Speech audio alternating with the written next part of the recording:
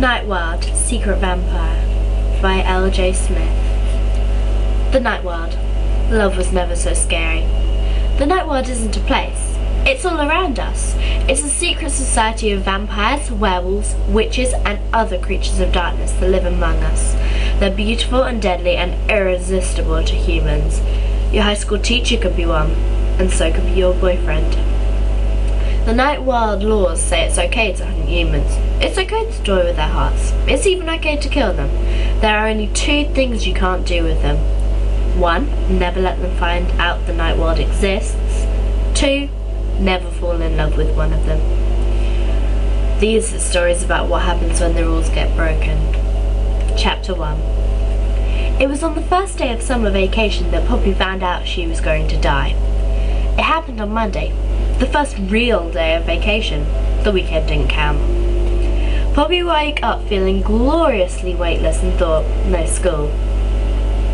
Sunlight was streaming in the window, turning the sheer hangings around her bed filmy gold. Poppy pushed them aside and jumped out of bed and winced. Ouch! That pain in her stomach again, sort of gnawing, as if something was eating its way toward her back. It helped a little if she bent over.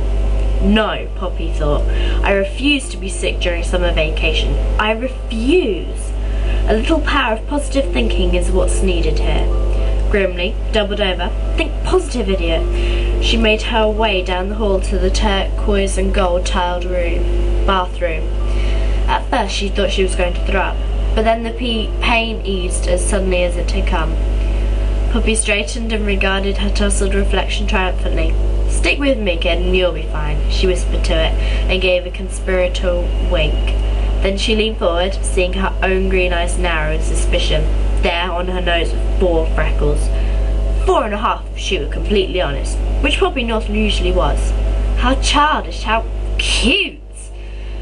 Poppy stuck her tongue out at herself, and she turned away with great dignity, without bothering to comb the wild coppery curls that clustered over her head.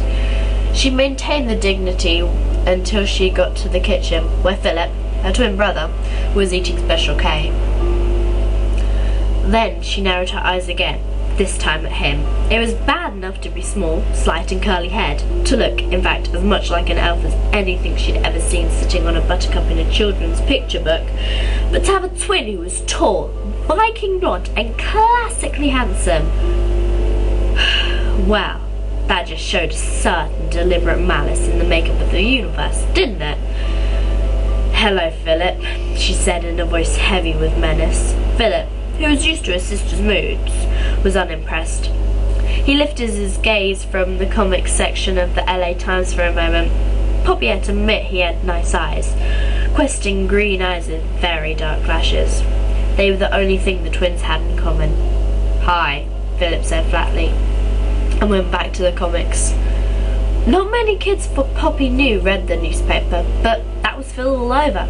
Like Poppy, he'd been a junior at El Camino High last year, and unlike Poppy, he'd made straight A's while starring on the football team, the hockey team and the baseball team, also serving as class president. One of Poppy's greatest joys in life was teasing him. She thought he was too straight-laced. Just now she giggled and shrugged, giving up the menacing look. Where's Cliff and Mum? Cliff Hilgard was their stepfather of 3 years and even straighter-laced than Phil. Cliff's at work. Mum's getting dressed. You better eat something or she'll get on your case. Yeah. Poppy went on tiptoe to rummage through the cupboard. Finding a box of frosted flakes, she thrust a hand in and delicately pulled out one flake. She ate it dry. It wasn't all bad being short enough, Finn. She did a few dance steps to the refrigerator, shaking the cereal box in rhythm. I'm a sex pixie, she sang, giving a foot-stomping rhythm. No, you're not, Philip said with devastating calm. And why don't you put some clothes on? Holding the refrigerator door open, Poppy looked down at herself. She was wearing the oversized t-shirt she slept in. It covered her like a mini dress. This is clothes, she said serenely, taking a Diet Coke from the fridge. There was a knock at the kitchen window. Poppy saw who it was through the screen. Hi, James. Come on in. James Rossman came in, taking off his wraparound ravens. Looking at him, Poppy felt a pang, as always. It didn't matter what she had seen, that she had seen him every day, practically, for the past 10 years. She still felt a quick, sharp throb in her chest, somewhere between sweetness and pain, when first confronted with him every morning. It wasn't just his outlaw good looks, which always reminded her vaguely of James Dean. He had silky light brown hair, a subtle, intelligent face, and grey eyes that were alternately intense and cool. He was the handsomest boy at El Camino High, but that wasn't it. That wasn't what Poppy responded to. It was something inside him, something mysterious and compelling and always just out of reach. It made her heart beat fast and her skin tingle. Philip felt differently. As soon as James came in, he stiffened and his face went cold. An electric dislike flashed between the two boys. Then James smiled faintly, as if Philip's reaction amused him. "Hi." "Hi," Phil said, not thawing in the least. Poppy had the strong sense that he'd like to bundle her up and rush her out the room. Philip always overdid the protective brother bit when James was around. "So how's Jacqueline and Michaela?" he added nastily. James considered. "Well, I don't really know." "You don't know?" "Oh, yeah, you always drop your girlfriends just before the summer vacation. Leaves you free to manoeuvre, right?" "Of course," James said blandly. He smiled. Philip glared at him with an unabashed hatred. Poppy, for her part, was seized by joy. Goodbye, Jacqueline. Goodbye, Michaela.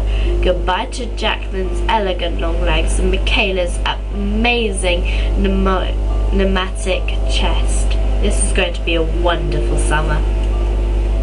Many people thought Poppy and James's relationship was platonic. This wasn't true. Poppy had known for years that she was going to marry him. It was one of her two great ambitions, the other being to see the world. She just hadn't gotten round to informing James yet.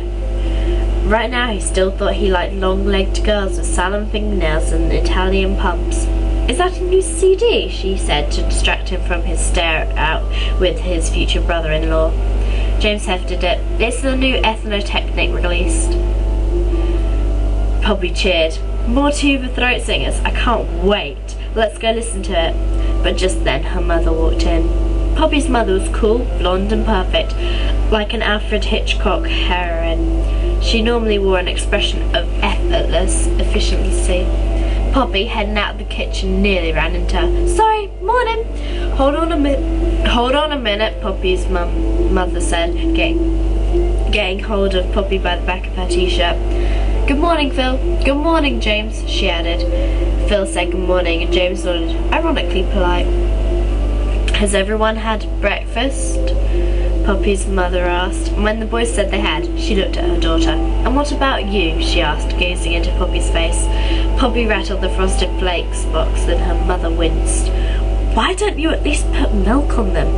"Better this way," Poppy said firmly, and when her mother gave her a little push towards the refrigerator, she went and got a quart carton of low-fat milk.